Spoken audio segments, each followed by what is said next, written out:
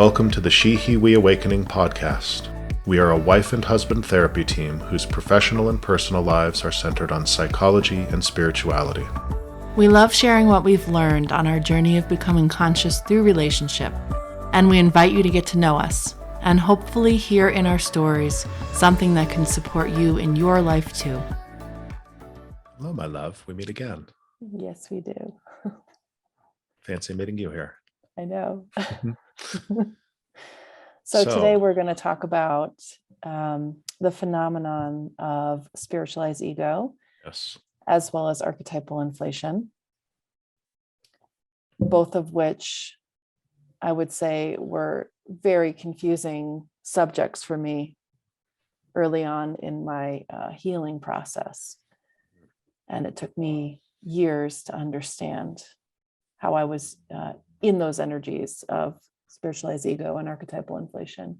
Mm-hmm. And so I'm very excited to talk about it with you. Yes, I am too. This is something that we've been sitting with and chatting about, trying to sort of collate all the experiences and data and informations and anecdotes and metaphors. And it's a lot. It's a big talk. It is. Yeah. Yes. So in doing that, we actually already recorded a whole podcast on it, and then felt that there was so much more that we wanted to add to that we decided to put that one aside and re-record. Yes. So this is like take two of that really cool talk. So we have a little bit more of an organized way of talking about it. Yeah, and I think the fact that that's the first time we've had to do that in our many dozen of podcast recordings. 9 podcast recordings. It's the first time we've had to do that. I think just points to how difficult it can be to sort of wrap ourselves around this idea. I'm curious, when you say that this is something that you struggled with, did you know about the phenomenon and were you conscious of the thing that you were struggling with at the time? Or is it only in retrospect you recognize and have kind of a name and label for those struggles? Oh, no. I mean, absolutely. I could not have for $1 million explained to you what this having a spiritualized ego was. I mean, I had no terminology for that. I just knew it pissed me off. It made me very confused. I felt sad about it. I felt that I would never understand it. And it's only, in the last, I don't know, maybe 3 years that you and I have had deeper, more in-depth conversations and given this a name. And well, not that we named it like we didn't give everyone. it the name, right? Yeah, well, we understand now what we can call it. Right. So we identified the phenomenon that we were experiencing. Yeah, what the confusion was about. Right. So we have this great list of things that we can use, words that we can use to explain the confusion now. Right. And I think that your experience with this points to, it's one reason why it's so important to talk about, because you were struggling with a thing that was so close to you that you didn't even know it was present. Yeah. And that one, telling you what your experience is, telling you my experience as well. The same is true for me. Yeah. And I think that's the big reason to talk about this, to share this, is because it's a pervasive and sort of insidious phenomenon that's always present and ready to sort of activate itself and get us stuck without us even being aware that such a thing is happening. Yeah. Yep. To begin with, I think if we're going to talk about spiritualized ego, we should talk about ego and help people understand what ego is, because it gets a bad rap, right? Yeah, absolutely. Yeah. Especially, ironically, in spiritualized ego type settings or communities, things with sort of a pretty new age kind of flavor to them. You'll hear ego being bashed, or you'll hear people talking about being egoless as a goal, or even talking about being in that state. Oh, I don't have an ego. And then you'll also hear people reference the concept of ego death, which is not really a thing. Certainly not in a healthy sense. We've talked about this before. I think that if somebody's talking about ego death as a concrete reality, that's a sign that they're either in spiritualized ego or don't really understand what ego is and how it functions, or I think those are probably the main two things. But the closest thing that we can have to an ego death would be sort of a fracturing of the ego, a loss of function of the ego, which actually looks like mental insanity, schizophrenia, that sort of thing. It's a loss of grounding in reality. So when we explain what ego is, that'll make more sense. So the ego, it's a Latin word. It's taken directly from Latin. Ego is the Latin word for I. And so the ego is the sort of container that holds our sense of I-ness prior to understanding and coming in contact with a larger sense of I that is beyond ego. But it's the thing that we move into at around the age of 6 or 7, where we begin to understand that we are unique and separate beings with a separate identity from the other kids across from us, or from our parents or the pets. There's a building of a sense of I-ness that takes place, and that's the formation of the ego structure. And I've talked about this as well in a post recently, that I think the scientific understanding of light as a part of this phenomenon that's called the wave particle duality of nature, I think also applies to the ego, because on the one hand, the ego is like a wave. It behaves like a wave in that it is an activity of consciousness. It's just some aspect of the one consciousness performing a certain function, a certain activity. But in the doing of that, it can begin to look and feel and seem like a rigid structure, and does in fact function that way. So it's both a wave and a particle. It's both an activity and a structure. And it's the activity and structure that allows for the one unified consciousness to seemingly have an experience of separateness, for us to be able to have a sense of I'm sitting over here and you're sitting over there, and this is how we have a conversation, because there's a space between us, there's a distance. So you could say, and I think it's accurate to say, that without ego, there is no such thing as relationship, right? Because without ego, there's only the one thing. There's only consciousness, the one unified consciousness, and just a permanent state of infinite being. And so it's only the movement into this activity of consciousness, this structure of billions of separate, seemingly separate ego consciousnesses, that give us the ability to then relate. Right. Great. Good What job. What else about what else about ego? Yeah, this is a hard thing to talk about. It is. It's a lot. Yeah, I think of the ego as the container, the illusory container for the illusory individual expressions of God. It's what allows there to be so many variations of life here. And so the concept of the ego dying, or even becoming fragmented, feels like that's a loss. That would be a loss. That would not be a positive thing. Right. That Yeah. literally would mean someone would be dead. Yeah. Ironically, that's probably the only scenario in which somebody could actually be annihilated, is if it were possible for the ego to die. Right. Yes.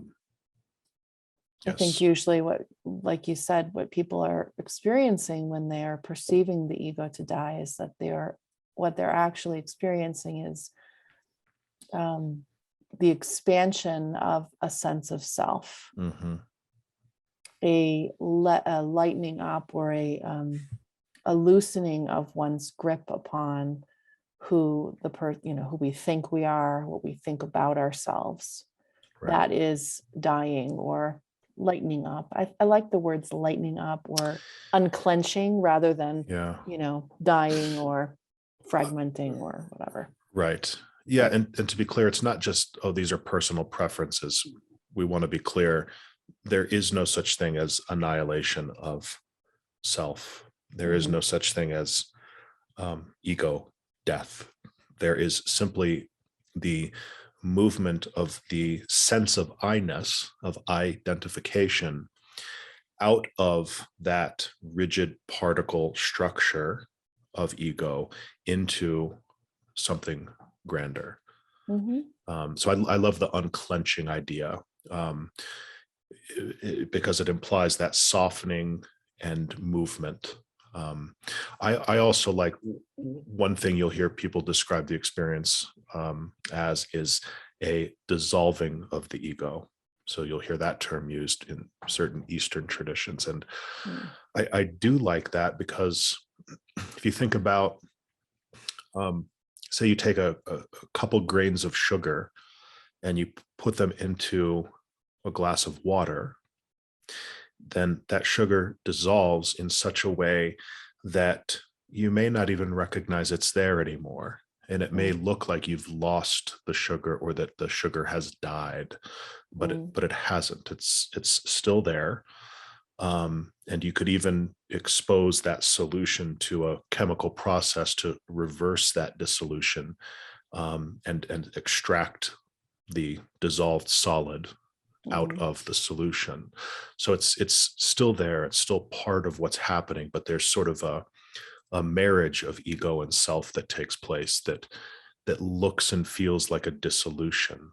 But it's not a death. It's still just as present, and there's just as much of it there as before, but it's been dissolved into something larger, or become a part of something larger. I think I love that.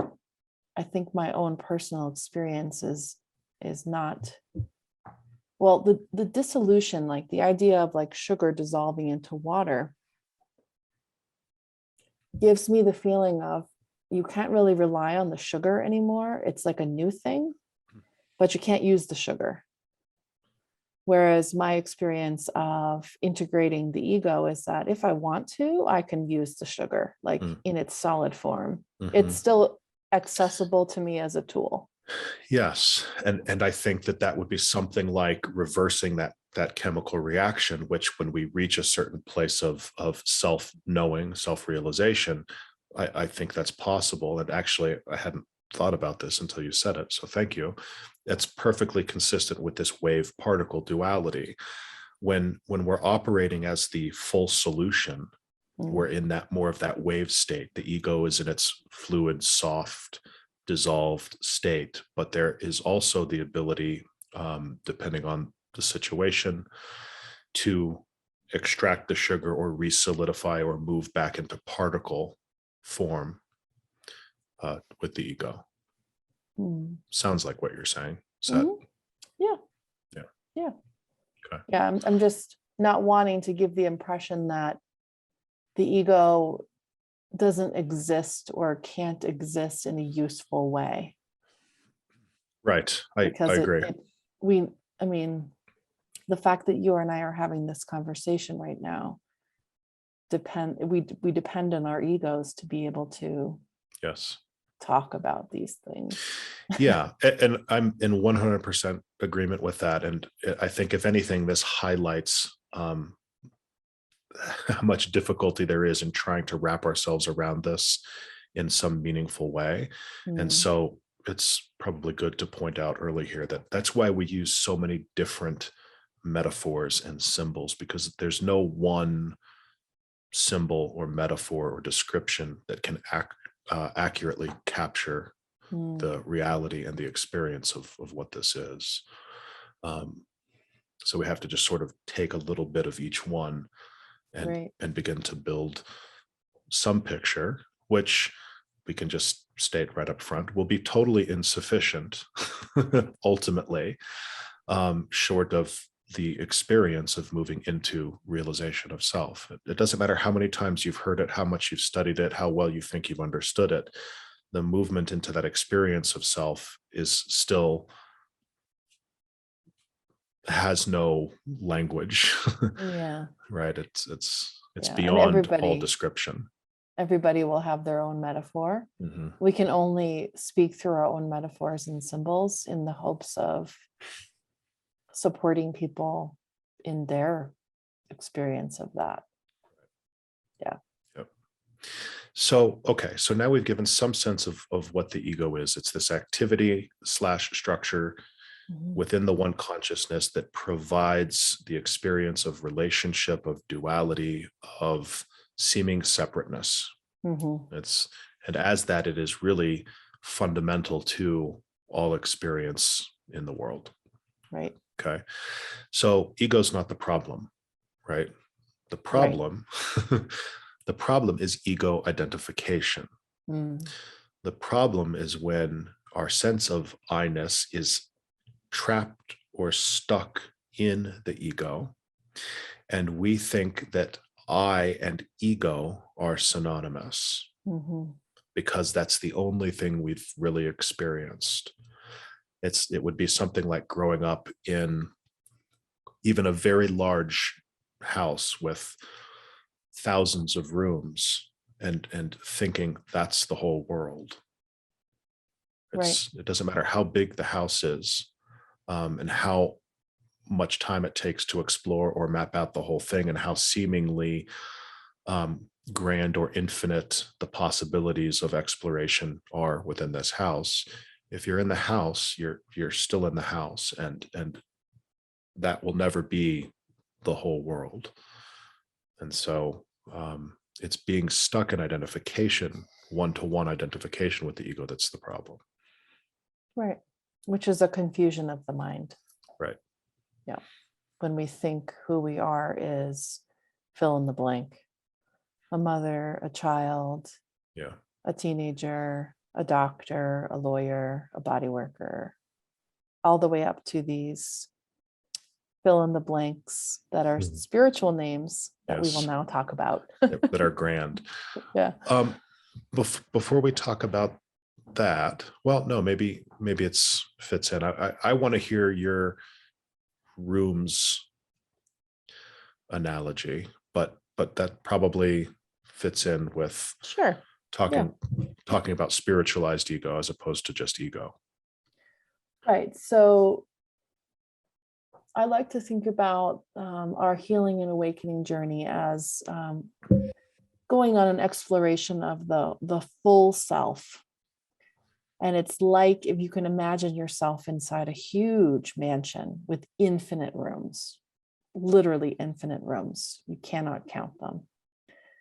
And on your path, you begin in a certain room that may contain, the people in your family and those that you know well. And as you go through life, you are entering different rooms with different identities in them, or energies, if you want to call them energies. So you might enter into the college room, and in the college room, there is an experience of playing football or, staying up till 3 a.m. every night, studying anatomy, like my college experience. And there's all the things about being a college student, there's many different kinds of experiences and maybe even certain outfits that you might wear in that space. But eventually there comes a time to leave that room and go on to the next room. And that's part of exploring the fullness of self.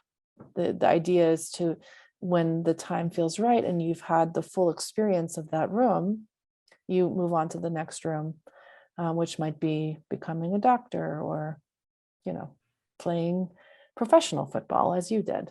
Yeah. Or whatever it is. So there's all these different rooms, but unfortunately, sometimes people are so attached to certain experiences and they're so ego identified with certain experiences that it's very difficult for them to completely leave one room. And what I mean by that is, whenever we experience anything in the world or in ourselves, we always have the ability to access that energy and bring it into our current timeline. But sometimes people literally, well, not literally, figuratively, leave parts of themselves back in the past.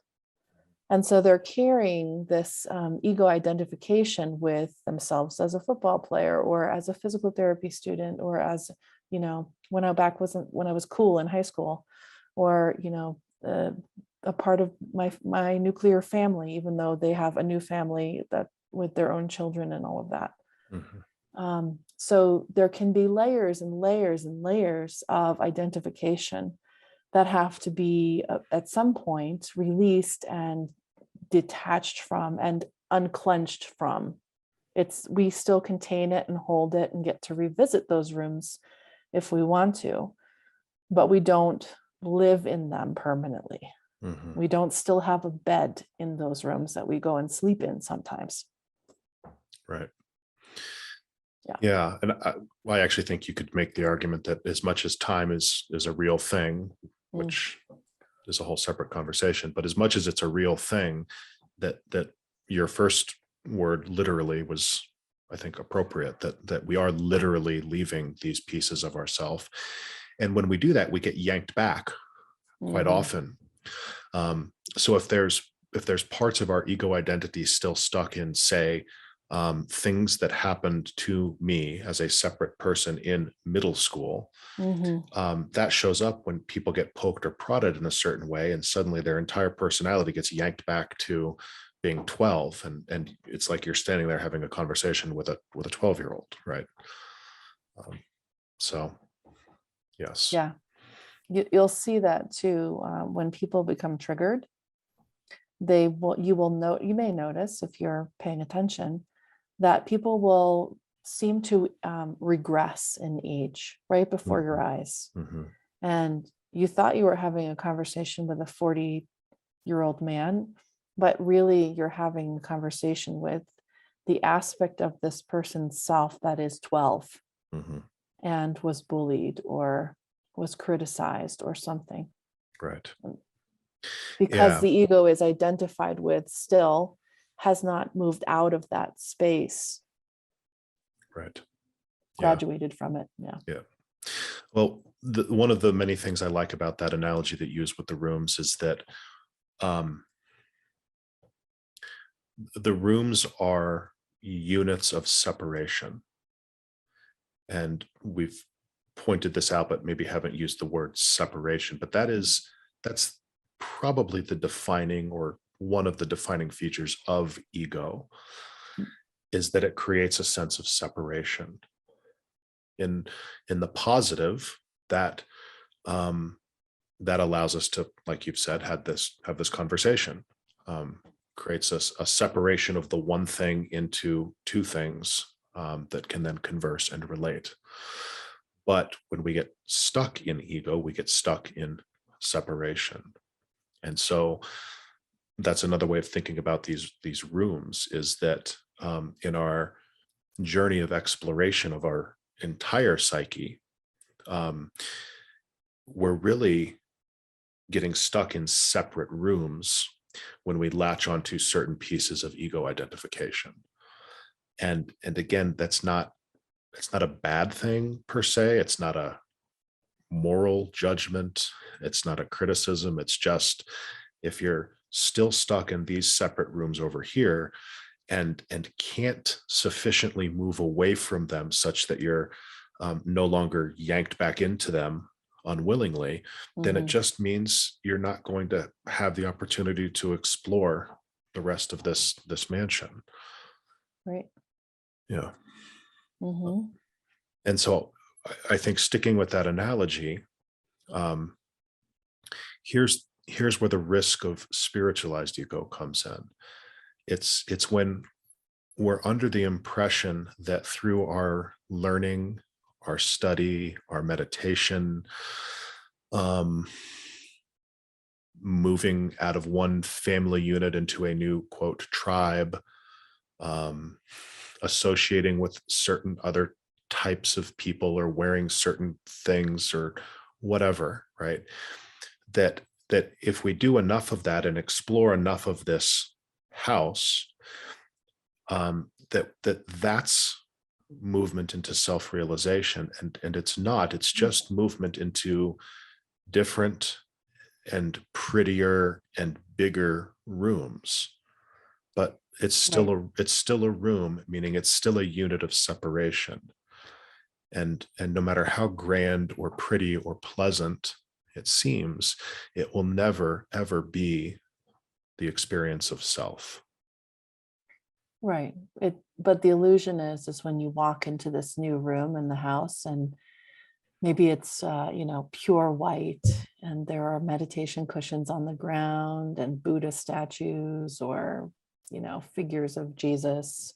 People are chanting and wearing mala beads. It feels so good compared to a lot of the other rooms that one is happy to stay.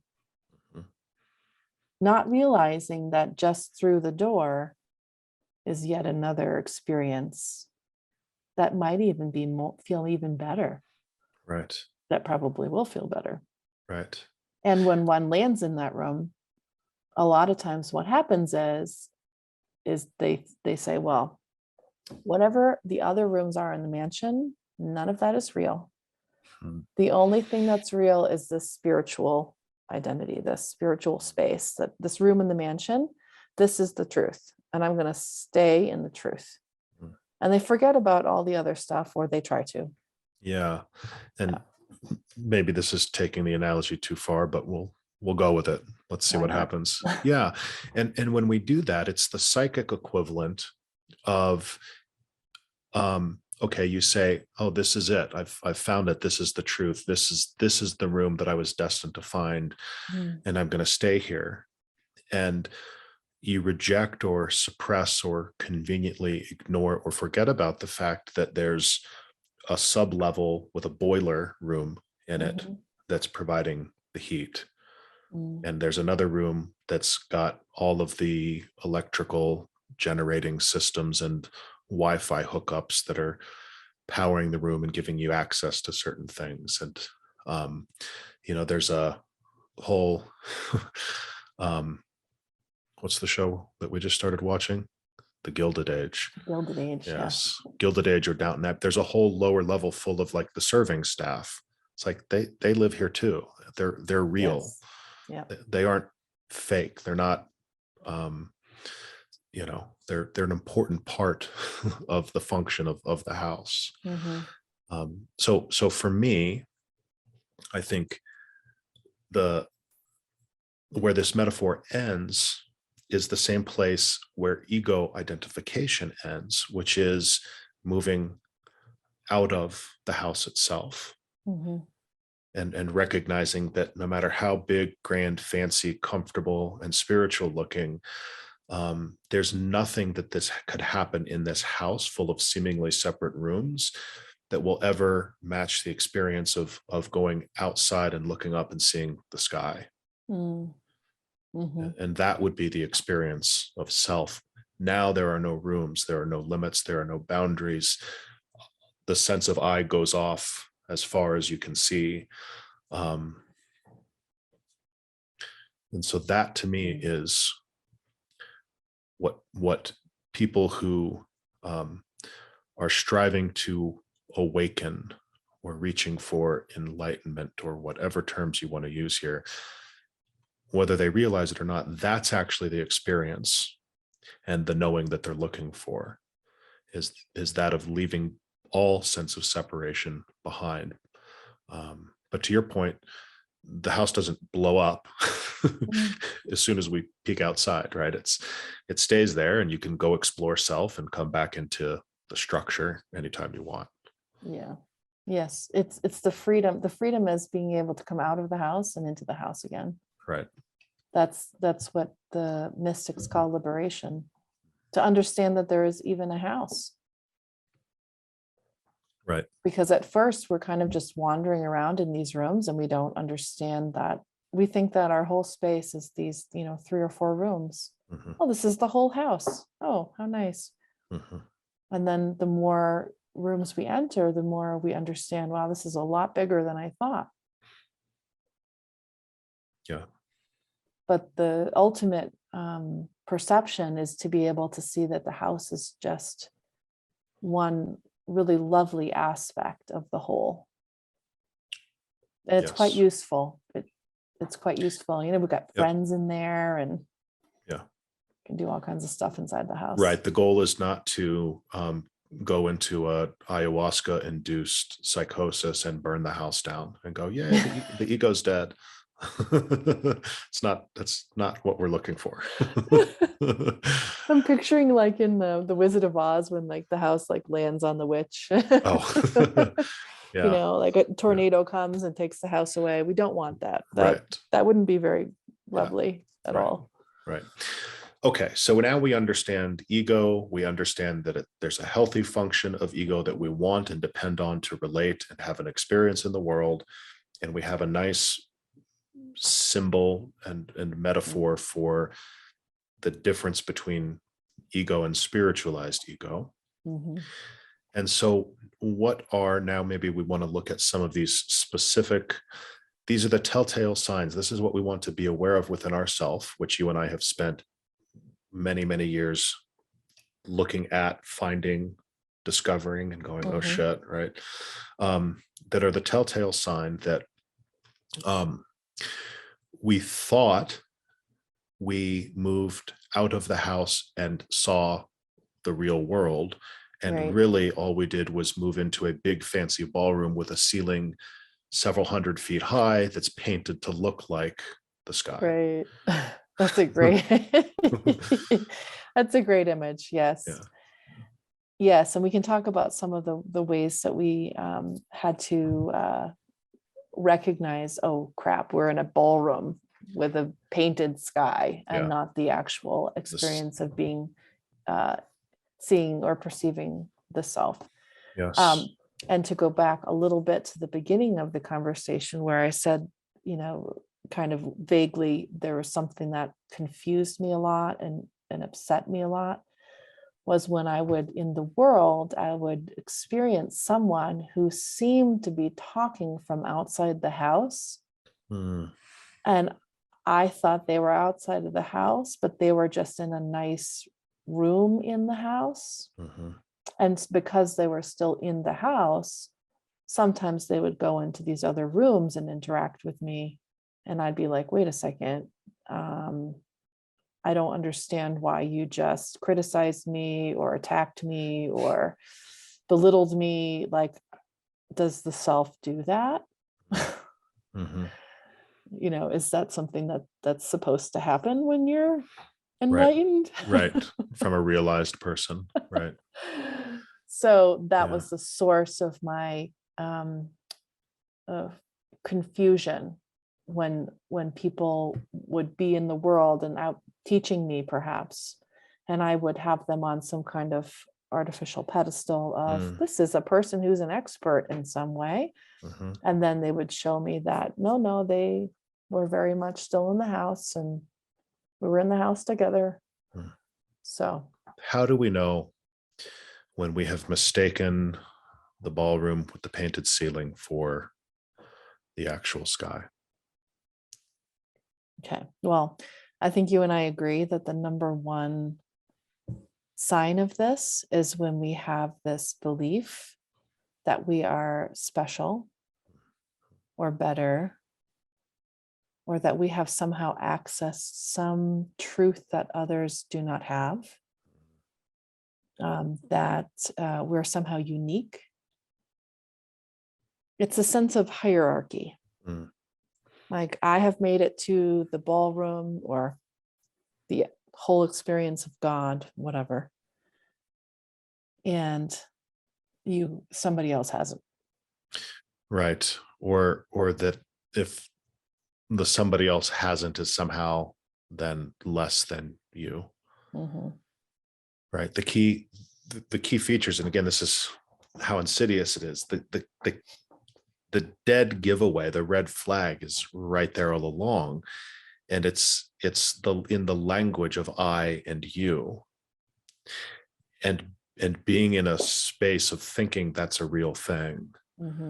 And there's infinite potential here to fool ourselves, because the spiritualized ego will show up in us and say, oh no, I know that's really just me over there. I know we're really just one. But the energy and the movement of the psyche isn't consistent with really truly knowing that. It's truly harboring within oneself this subtle sense of I as something and someone other than you have accomplished something special, have done something special, that makes me stand out from the rest. Standing out from is, again, the defining feature of ego function. It is the creation of separation, a standing apart. Standing out is standing apart.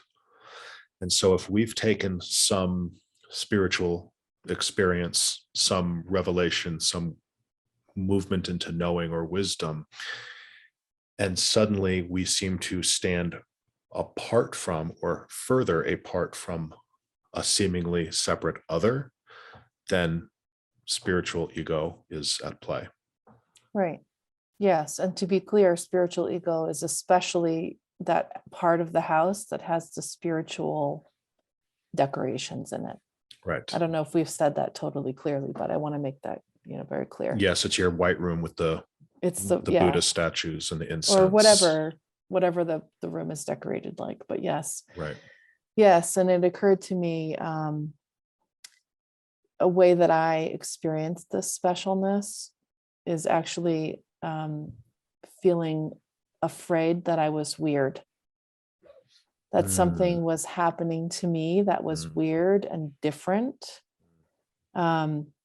Experiences of having information come to me that I wasn't expecting, seeing things in my mind's eye, smelling things that weren't actually there, that no one else could say, yes, I too smell roses or whatever. And all of that gave me, it doesn't always look like arrogance, let's put it that way. Sometimes it can look like I'm freaked out because this started happening and I don't know what it means. And it's just a feature of the room. It's kind of just part of the room, and may even have some path leading you out of the house. But when you start to get freaked out about it, you're going to enclose yourself in this room of, well, maybe I even built an adjacent room of like weird witch stuff or something. Sure. Sure. Yeah, but to your point,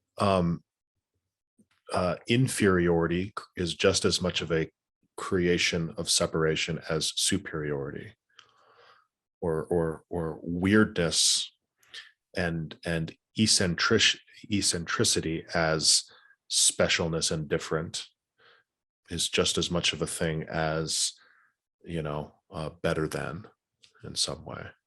Right. Yes. They both are present. Right. I definitely thought how cool that I can do these things, and also how scary that I can do these things. Right. Yeah, that's the spiritual ego. Yep. So specialness, 100% dead giveaway. And can't overemphasize enough that any sense of being special, different, in a way that puts you somewhere that other people are not, is Hmm. absolutely 100% spiritualized ego. Always, Hmm. Hmm. always. Okay. Yeah. So when this sense of specialness comes up within us, what that means is that we have taken something that had the potential to soften the particle nature of our ego and move us back into kind of a waveform state, or open up a few windows in the house, perhaps, providing a glimpse of what's beyond the house. And that potential, the potential for that to happen, instead was fed to the ego, fed to the sense of separate special self. And that then begins to just concretize the ego in this particle form, this rigid structure state. So we sit and we have some grand revelation in meditation.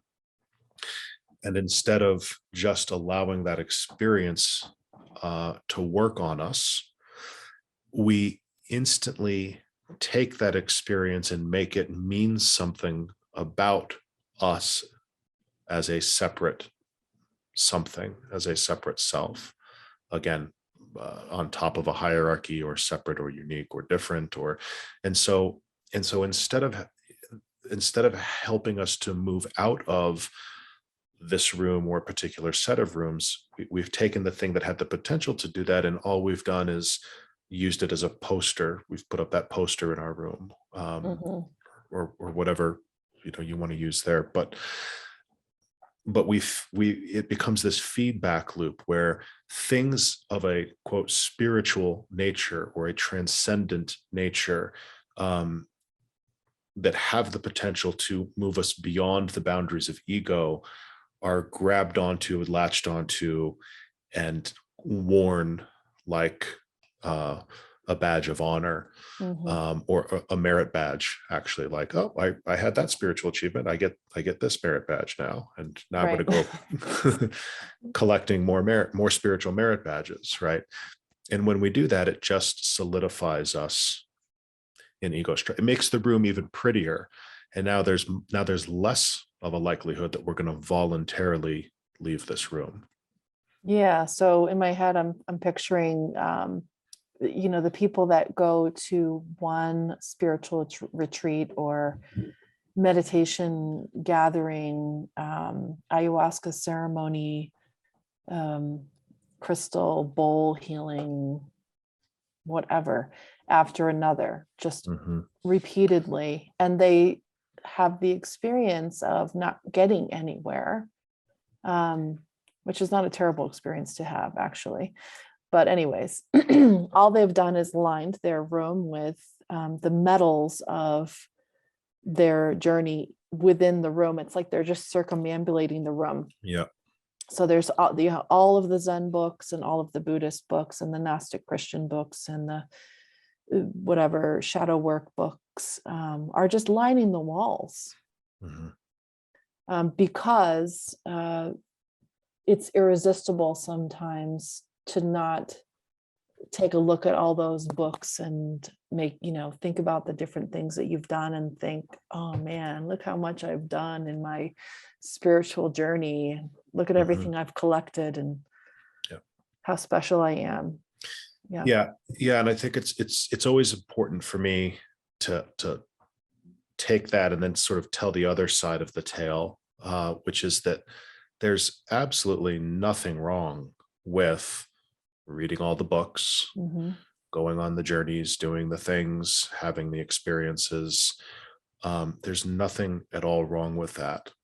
It's the taking of the experience and feeding it back into ego, back into a sense of identity or specialness or uniqueness. That's where the problem lies, not not in the things themselves. Right. Yeah. Well, I think the sign of that for some people and for myself, although it showed up differently for me, is that as soon as you're done with one of these experiences or one of these books, you are hunting for your next experience. Mm-hmm.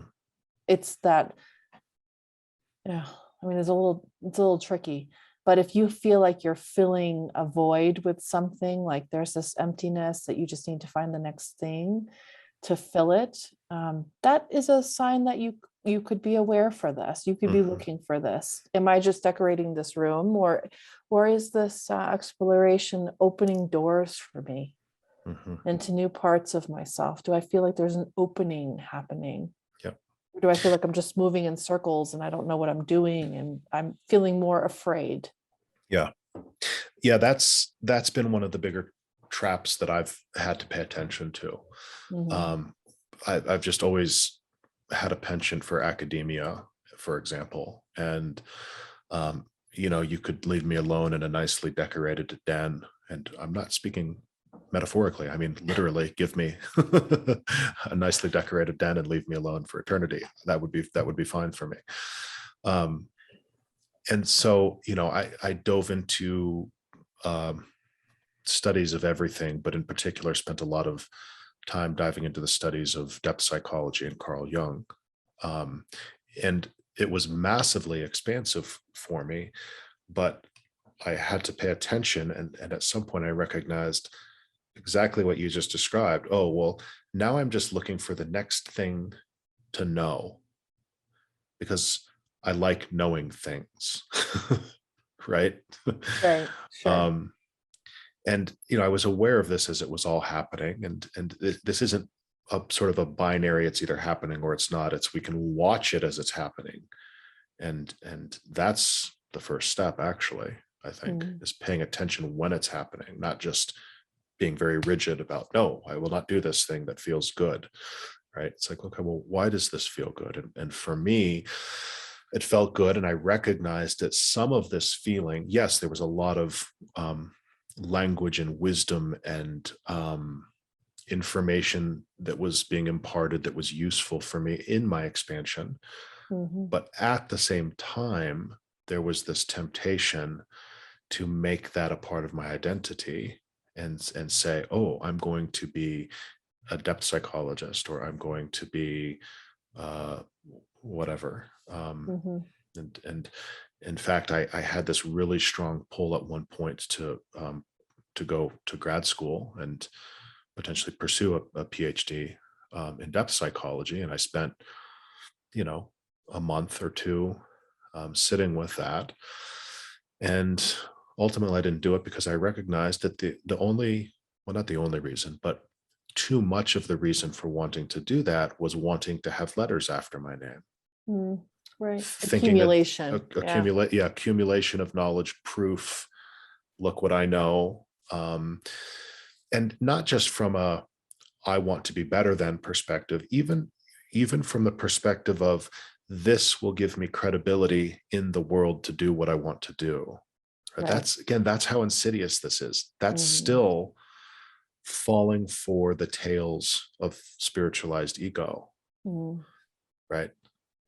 So that was a personal example for me of having to recognize that my identity was becoming too wrapped up in this material and in the pursuit of knowledge in this way. And so I went, okay, I'm going to go do something else now. Yeah, I think for me, I'm thinking of other times when I have been kind of manic about accumulating things. Like I need to have all the crystals, every kind of crystal. I mean, you saw me do that. I did.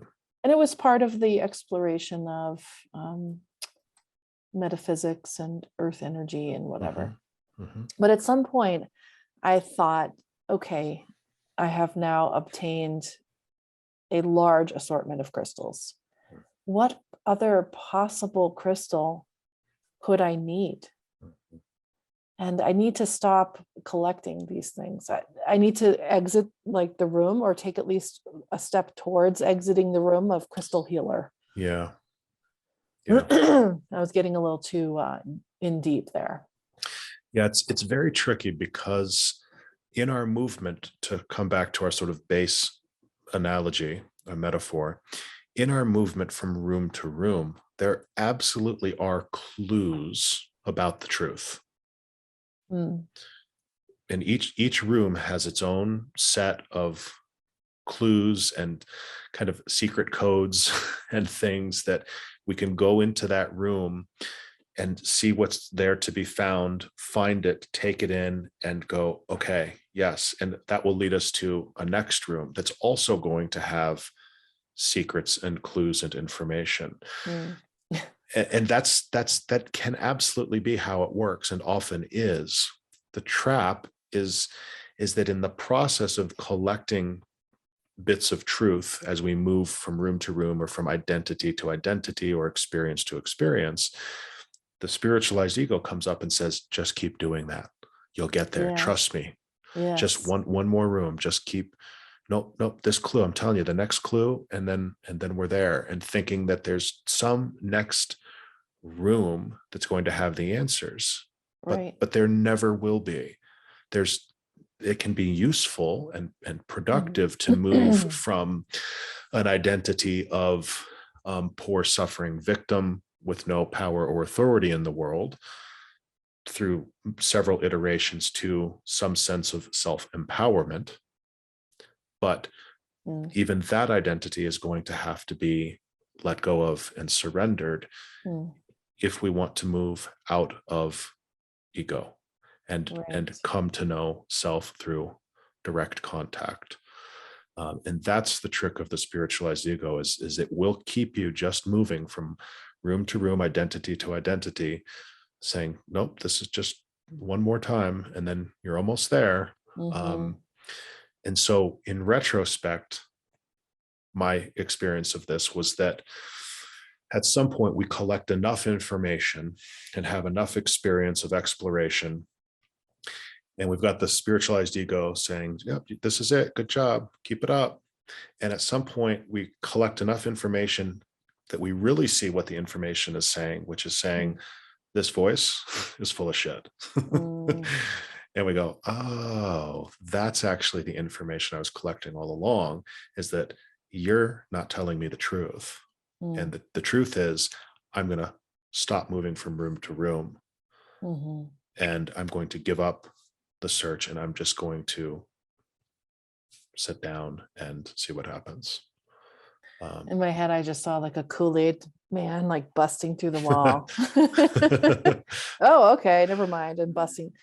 You know, your analogy of moving from room to room makes me think of those freaking escape rooms that, I just really I can't know, stand. you love those. I know. It's a shame It's you like don't know how to have fun. the whole I've never been to it's fun to be an escape room of this ego mansion. Right. I keep taking the side stairs around that room. Yeah. Yeah, I think, this idea of that the ego keeps telling us, okay, one more room, one more identity. Okay, it's not enough that you're a physical therapist. You also need to be an energy healer and a psychotherapist and whatever else. I think the other thing could be that we keep walking in circles in the same room, thinking, okay, I just need to get one more spiritual book, or I need to go to just one more conference on, Akashic record reading and whatever the thing is. So you're either caught moving from room to room, or you're caught in the same room thinking, when you get this one additional piece of information, you're going to be able to Kool-Aid man bash out of the whole structure. Right. Yeah. Yeah. And again, just to sort of help the thread of the analogy sync up, the experience is really one of giving that up and going maybe into the foyer and sitting down and saying, nope, I don't care. I'm done with rooms. None of that matters to me. And when we're able to do that successfully enough, or long enough, or whatever, then suddenly the front door that was painted to look like the wall just opens, Mhm. right? And we go, oh, No, I could have oh, left. there it is. Yeah. There, Yeah. I could have left anytime. Yeah. there's the portal. Right. Yeah, right. So, um, so other clues. How do we know if we're falling into spiritualized ego? You've talked about creating a spiritual identity. That's all the stuff we've been talking about, really, and thinking that a spiritual identity is finding yourself. It's not. Mhm. It's just a prettier ego, Oh, sure. Yoga right? teacher. Yeah, spiritual healer, Yeah. whatever. Yeah, Kirtan singer, whatever the thing is. yeah. One of the things that I've seen maybe a little bit more often than you, just based on some of the work that I've done, is people sometimes will change their names. Mm. And it comes from a desire to experience a sense of freedom. To actually rename yourself is to say, I'm done with this set of rooms that my family maybe has assigned me, Mhm. and to step into a new set of rooms. These are the rooms for, whatever the name is Mhm. that you've given yourself. And, I have a memory, or we've talked about this. I have memories of that time in my process in which I thought about changing my name because I was feeling so detached from, or maybe even just disinterested in the identity of Jamie Francis and Mhm. what I was making that mean, which was really just kind of shadow stuff around, well, these are the things that happened to Jamie Francis, and I'm done with those things, Yeah. right? So I thought, okay, well, maybe I'll call myself something new, and maybe I'll just play with giving myself a new name. And so I sat with that for a long time, several months anyways, because there was a part of me that recognized that if I renamed myself, I was dismembering myself. Number one, I was cutting off the part of me that was Jamie Francis. And Jamie Francis is who got her license as a physical therapy, and who has two beautiful children, and who had a whole life with a whole bunch of rich experience, that I would be kind of separating myself intentionally from that energy, and just replanting myself in a new place with a new, completely new identity. And I had a sense that that was not a movement toward freedom, but a movement into a whole new set of logistical issues, basically. Right. Yeah. A new trap. A new set of rooms that I was going to Yeah. have to try to figure out Right. how to get out of Right. eventually. Right. Well, as you've said, there's a tradition behind this. And we've frequently used the example of Ram Dass, who's a wonderful teacher, Mm-hmm. who was obviously not born. Well, maybe it's not obvious. He wasn't born Ram Dass. It's a name that was given to him by his teacher. That's an important distinction. He didn't just show up one day and say, you know what, I'm sick of being this guy, and I think I'm going to put on a new cap, Yeah. wear a new identity. It was given to him. But even if he had selected it himself and thought it's time, there is some usefulness in that tradition when we have become trapped in the sense of identity. And for you recognized, no, it's just as much shadow stuff to change my name, and creates just as many ego problems as it would to keep it. So it doesn't matter. I'm just going to stay Jamie Francis, right? But there is a tradition in which it has, for some people, been useful because it sort of gives them permission to stop decorating the old room, or stop going to bed in that same room they grew up in many years ago. And it can also soften the expectations of others. And some people even might find it silly or be annoyed, but that's part of creating, like, say, a separation from my family who's always treated me as if I'm this same person, and I know that I'm not, so I have to change my name to stop being sucked back into that. So it comes from a place, but I think more often than not, the reality is what you recognized, which is that it's just as much of a trap as it is a liberation. Yeah. It does put you into a whole new set of qualities and characteristics that you have to expose as being just one of the rooms in the house. Right. And I think, Richard Alpert, or Ram Dass, as he was known, after he met his guru, did a great job during his life of talking about and teaching about the difficulties of being Ram Dass and what that entailed for him. The words Ram Dass in Hinduism, or in Indian terms, means servant of God. And so he took that very seriously. What does it mean to be a servant of God? And created I don't know if it's a room, a vast structure around what Ram Dass does in the world. And it was incredible what Ram Dass accomplished in the world. But over the course of his life, he recognized that he was bumping up into the confines of this name, that he got things out of being called Ram Dass, that there was a sense of being special, of being better than, of holding some kind of wisdom that elevated him. Right, the feedback loop, the spiritual experience that's fed back into ego. Right. Yeah. And so he spent much of the last few decades of his life with the goal of becoming nobody. So I recommend all of his books.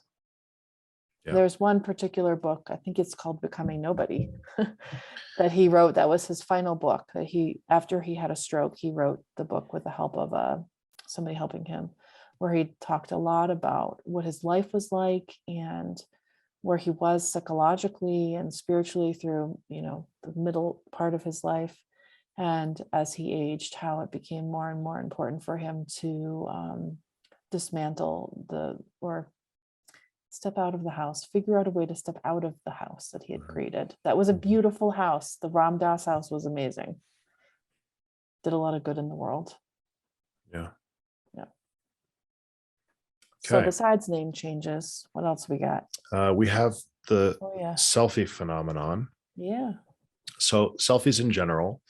Again, you and I have taken selfies, not in a long time, but we have done that. This is not a judgment or a criticism. It's just, let's help people see what there is to see. And if we can point out what there is to see, it's because we've seen it in ourselves first, right? Absolutely. And so, yes, the selfie is by definition egoic. It is, hey, look at me. It is drawing attention to the separate self. Okay. Does that mean that taking a selfie moves you back on the game board of self-realization? No, it does not. I'm picturing that Chutes and Ladders or Chutes and Ladders is probably the more accurate analogy. 4 rows every meditation selfie you take. Yeah. Right. Well, there's just the plain old selfie, right? And again, all of these things are neutral. It's what we do with them in our psyche. So I'm taking a selfie, and then there's because I want people to compliment me, or I want to stand out, or I know that I look hot and the whole world's going to find out in 2 seconds, right? Whatever it is. And then there's, so that's egoic by its nature. But then there's this again, the nefarious quality to the spiritualized ego is what makes it so dangerous, so to speak, so sticky, so much of a trap. And so that's, I've seen plenty of this online. It's what it sounds like. It's rigging up a camera to take a picture of you as you do something spiritual, usually meditate or pose. Posing is a defining feature of falseness, spiritualized ego. And so one of the key distinctions of authenticity that you and I have talked about is spontaneity. Life, spirit, the self is spontaneous. And so you may have a desire to spontaneously connect with nature or spontaneously sit and meditate. And that might move up and begin to move you in that direction. And you go, oh, but wait, hold on, pause, spirit, hold on, self. I need to interject some ego into this and set up this camera to let others know that I'm special. I'm spiritual. I'm more spiritual than you. Yeah. Right. Which I think, you know how we like to play devil's advocate. If you're a person who has been trapped in a room or felt trapped in a room in which you did not have any access to spiritual information or energy, then perhaps it's a liberating move for you to post a selfie of you praying or meditating or doing a yoga pose. It might be that might be your intentional step into another space. However, the way that we often see it is that a person's Instagram page, for instance, might contain 75% meditation selfies in various beautiful locations and 25%,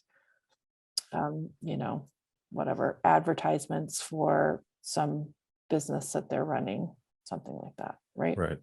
Right. We usually see it in conjunction with some kind of desire. There's an underlying desire there to be seen as spiritual, be known as spiritual, be admired and respected for your spirituality, and oftentimes to sell courses or whatever, some things, malas, whatever the thing is. Yeah. So like we talked about with the rooms, that's what we call the progressive path. So very traditional non-dual teachers teach what they call the direct path, which is never do any of this, just immediately stop, sit in the foyer and meditate. Right. That can work. That's fine. Then there's the more progressive path, which I think is certainly more of what I experienced. And along the progressive path, it can be important for people to say, move from the room of shame and needing to hide, and the world is scary, and I can't be or shouldn't be seen or heard, to the meditation selfie room. That is absolutely a progression. Yeah. It's just a progression with a trap built in. That's all. It's not a judgment of the room or the experience. It's just know what the trap is. And the trap is spiritualized ego. Right. Yeah. And if you're feeding that back into yourself, it makes it that much harder to let go of that identity, because that's what we've become known as. Right. Yeah. I was thinking that there is someone I know who does take spiritual or meditation selfies. And she teaches meditation classes. So it kind of just makes sense to like take a photo of you meditating. It's a great marketing strategy. This is what we do in class. We sit and meditate. Then I don't know that I guess it's still ego-based, but it's maybe not. Well, yeah, we don't know unless we know this person's psyche. Again, the event, all events have the potential or are inherently neutral. It's what we do with them and how we assign meaning to them. And so this particular individual, we don't know what is happening in this person's psyche when that picture is taken. I'm at a point now where I could do all of that for a marketing purpose and not fall for it for even a second. 5, 7 years ago, not the case. I'd have gotten suckered right in. Right. Yeah. Yeah. And I will say, I think that you can infer from a person's psyche, looking at a collection of what a person might have online. And Yeah. this person I'm thinking of has one meditation selfie Right. that she puts on every advertisement of a meditation class that she does. Mhm. It's the same one. Yeah. So Yeah. to me, that feels like, Yeah. no. Yeah. We're, the ego doesn't disappear because there's still a world for us to live in. And if there's still a world for us to live in, then, figure out how to do that. That's not antithetical to your spiritual growth. Right. Yeah. Okay. So the next thing on our list, The we suffering have selfie. the suffering selfies. Yeah. So much like the meditation selfies, where you might be in a beautiful place, you're camping and you're, oh, wow, this is an incredible place to meditate. Oh, let me see if I can capture this for Instagram. And you set up your camera and take the photo of you meditating. The suffering selfie is when you are having an emotional experience and you pause in the middle of your emotional experience to share it in some way. Online mainly is what I see. Right. Somebody's crying and talking about their pain. And sometimes that can be liberating, like we said.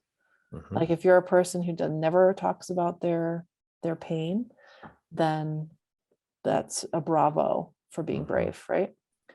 And sometimes it's, okay, well, you've kind of made your identity around being vulnerable and open and revealing of your woundedness. Yes. Perceived woundedness.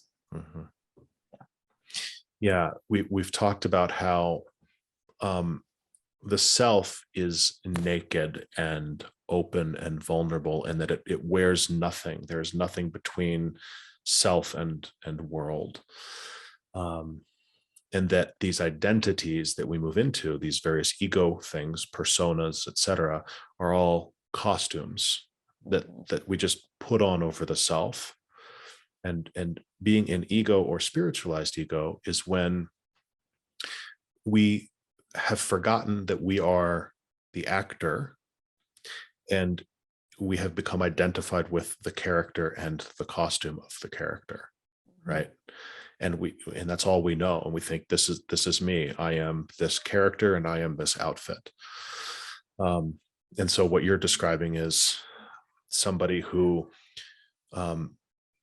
is trying to communicate, I'm open and vulnerable, but instead of actually being just the naked bare self, it's them in a costume that says vulnerable, right, written across the front. Sure. Or humble or whatever. And so how do we know if we're doing that? Well, we have to be honest with ourselves. Were you looking for something? Was there an intention to elicit feedback? Sympathy? And again, if you need sympathy, there is nothing wrong with that. Just know what you're doing, right? And go into it consciously, and don't fall for the trap of spiritualized ego, and then eventually give up the search for sympathy, give up the need to be seen a certain way. Look how spiritual I am with my meditation selfie, or look how vulnerable and emotive and human I am in my moment of suffering. Because that crushes the spontaneity of self and life and spirit as well. Like you said, it's instead of just being there with whatever's going on in your psyche and in your body, you hit pause and set up the camera, right? It just completely destroys the process. Right. Yeah. Yeah. So we're trying to take these costumes off and move back into the recognition that we are not the character. Yes. And we know, it's interesting that you were talking about costumes, because I had this it's like every room that we're in the psyche has its own like outfit, associated outfit. So, in the physical therapy room, I hate to admit this, but like the outfit is like khaki pants and like a polo shirt. Super hot. And Dansko shoes or like sneakers. I mean, that is not a good look for me. But anyway, that's the outfit. Yoga teacher is Lululemon clothes and, shawls and things. So every area that we are exploring has its accoutrement, its tools, its decorations, and its outfits. So, yeah. Yeah. Let me throw out a Bible quote here. Okay. Because I like to do that, because I like to help people connect to the fact that the Bible is not a religious text. Well, the New Testament, the Gospels are not a religious text. They are Jesus teaching about waking up and self-realizing. So this is Matthew 6:6. This is Jesus teaching about the dangers of spiritualized ego. He says, but you, when you pray, go into your room, and when you have shut the door, pray to your Father who is in the secret place, and your Father who sees in secret will reward you openly. So that's misconstrued in many, many ways. Very briefly, what that teaching really is about is exactly what we're talking about. It's Jesus saying, listen, if you make a display of how spiritual you are, you will become that character. You will fall into that identity, and you're just going to get stuck more deeply in ego, not freed from it. So to avoid the risk of that happening, the modern version of this verse is, don't take the meditation selfie. Just meditate. Right. Yeah. And let that be an experience within you that doesn't need validation or feedback or congratulations or sympathy, or it needs nothing from the outside world. It is just your inner experience in secret. Okay, so the next thing that we have on our list of symptoms of spiritualized ego is being afraid of the dark and attachment to the light. So the way this has, showed up for me is I got kind of icky feelings about certain people's energy.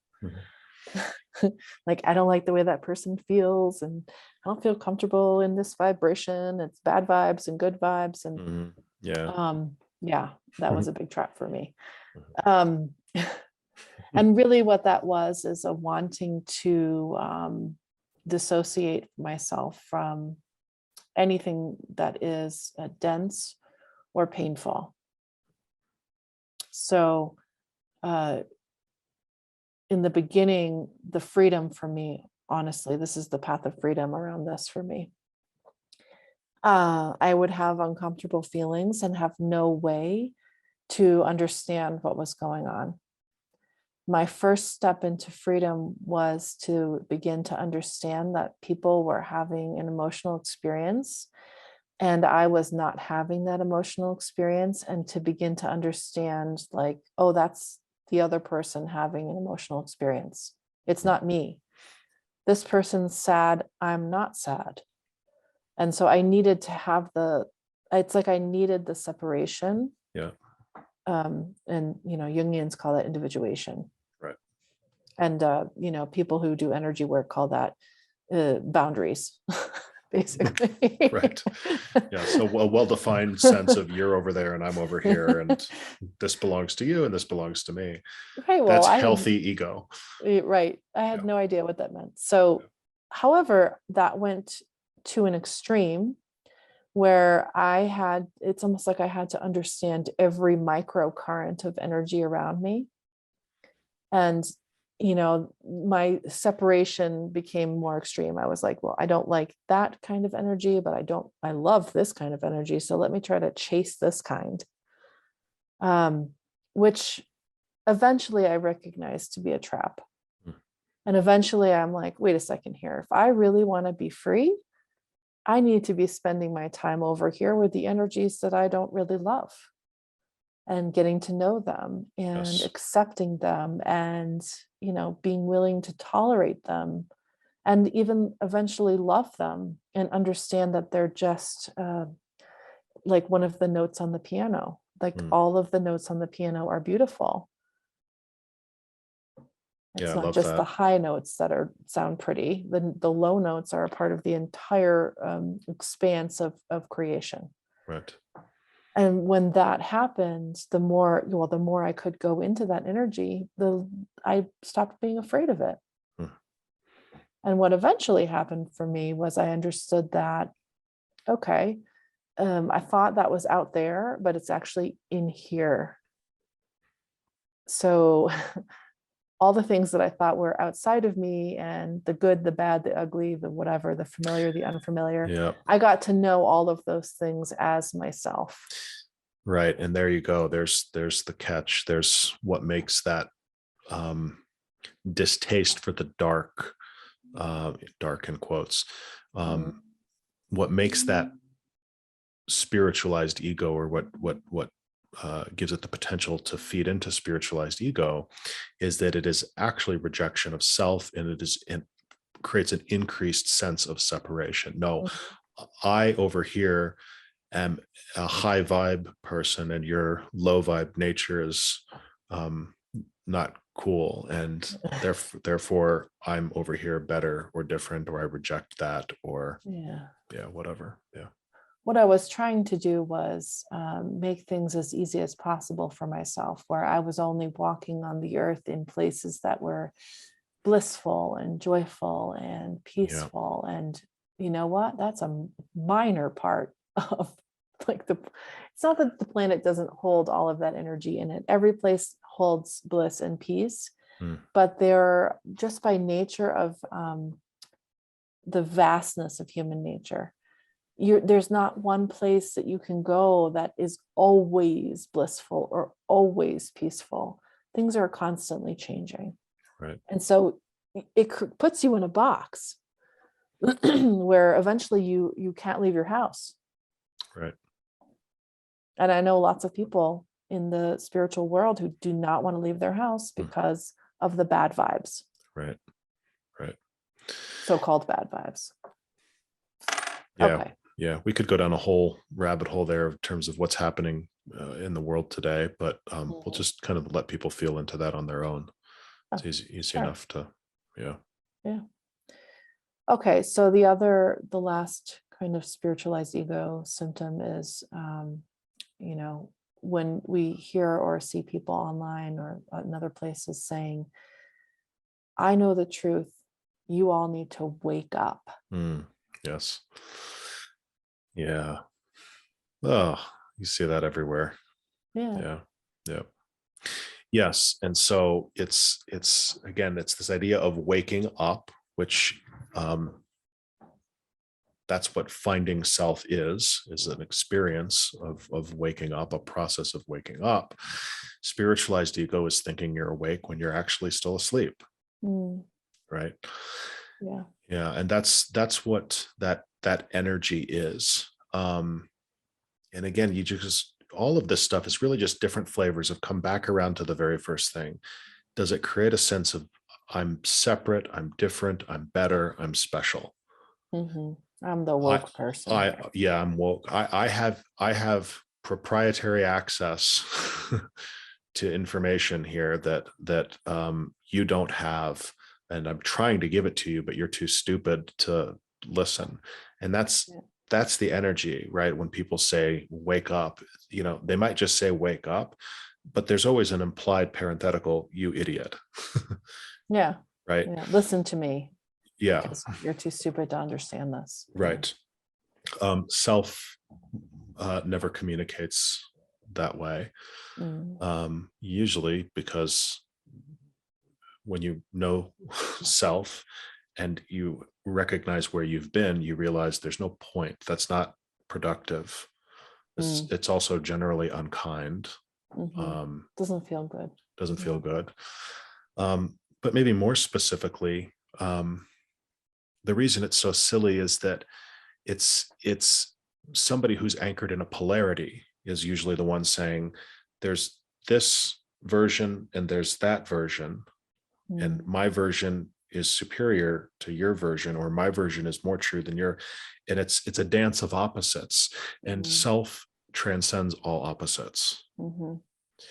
And has no opinion about opposites, and takes no sides in opposites, because it recognizes that that's just how the world works. Right. And so anybody who's anchored in one side of a polarity of two opposites, yelling at the other side that this is the truth, that's the definition of spiritualized ego, because it's a view of separation. I'm over here on this side, you're over here on that side, and I'm right and you're wrong. That's the definition of ego. It's that simple. Right. So if we find ourselves thinking or falling into a perspective, again, even if we're convinced it's the spiritual perspective, it's the loving perspective, if it creates an enemy that has to be opposed, it is spiritualized ego. So that's my speech. Thank you. Good work. So now we're left with, we have all these clues about the spiritualized ego. Once again, going back to this dilemma that started this conversation 6 years ago. It's when we saw somebody really beautifully teaching from what we felt was truth. And there was some kind of discrepancy in the person's behavior in the world.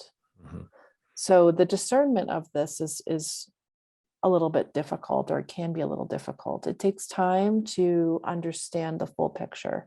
If I went to, one Ram Dass lecture in 1965, I might have thought that guy was God. Because the way, and if you listen to his old lectures, they are exquisite.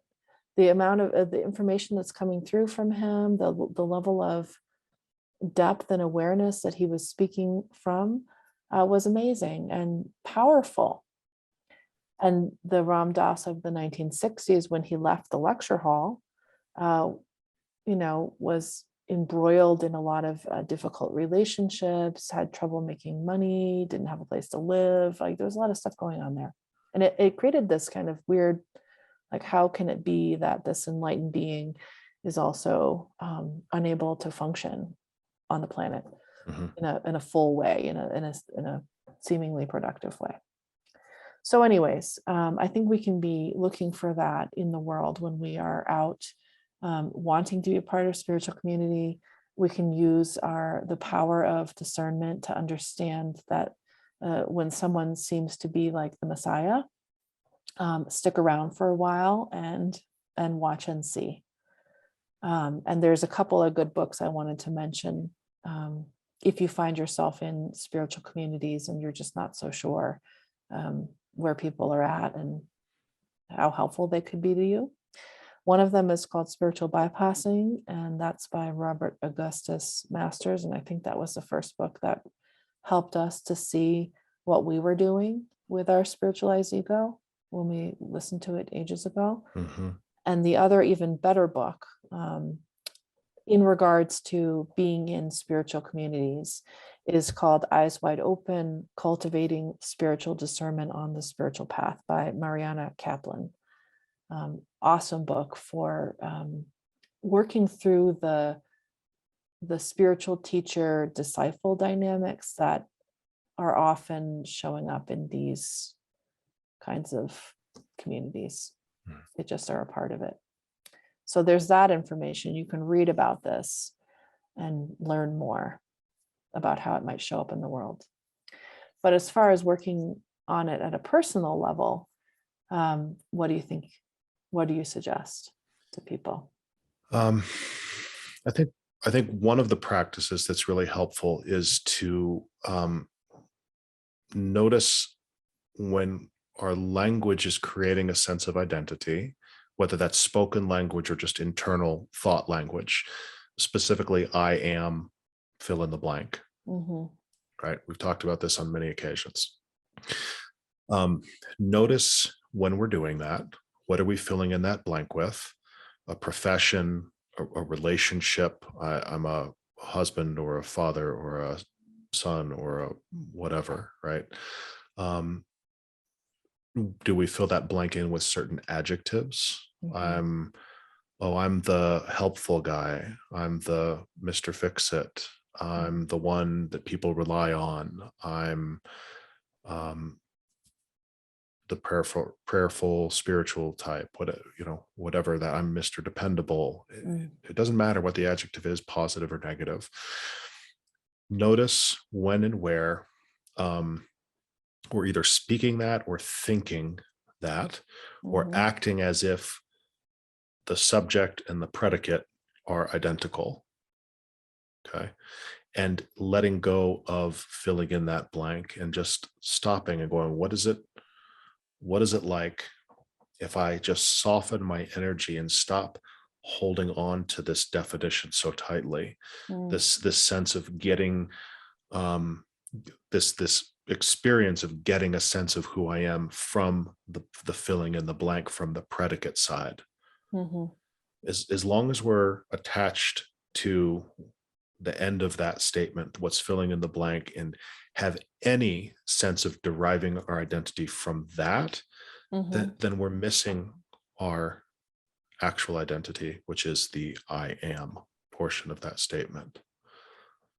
And so we can just begin to cultivate a practice of noticing when I am is followed with anything, whether it's in our communication or in our just way of being or a way of thinking about ourselves, and just softening our energy, letting go of the second half of that statement, and noticing that even when you let go of, for me, letting go of athlete, priest, husband, whatever I've identified with in the past, you let go of those things, and what you're left with is still present.